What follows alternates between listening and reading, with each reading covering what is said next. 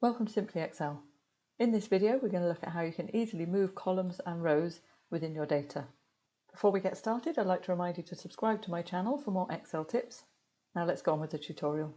You might think that to move a column you'd need to copy the column, insert a new column, paste your data across and then go and delete the old data.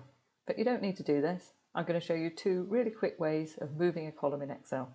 The first way, and definitely the quickest, is just to drag your column into the new position.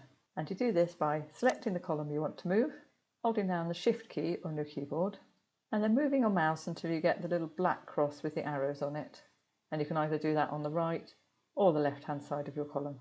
Continuing to hold the Shift key, you can then drag your column into position, and you'll see you get a green line denoting where it's going to insert it.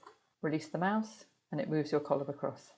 We can also use this method to move multiple columns at once, simply by highlighting the columns we want to move. Again, pressing Shift, left click with your mouse and drag into position and release the mouse to move. The other quick way of doing this is to select the column you want to move, Control and X to cut the data, and then on the column that you want to insert to the left of, right click on the column header and select Insert Cut Cells. And again, that's moved our column across. And that's two really quick ways of moving a column without having to insert new columns first and then copy data across. Both these methods work exactly the same on rows.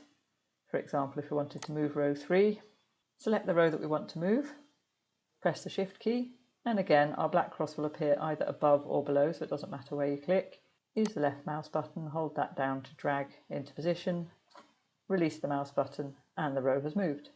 And as with the columns, you can also move multiple rows by highlighting multiple rows that you want to move, and again pressing down Shift and dragging with your left mouse button. Again, you can use the Control X and then click on the row you want to paste above, right click and Insert Cut Cells, and we've inserted it back above that row. And it doesn't matter if you have your data formatted as a table, both these methods will also work for that. I hope you found these tips useful. Please like and subscribe to my channel for more Excel tips. Thanks for watching.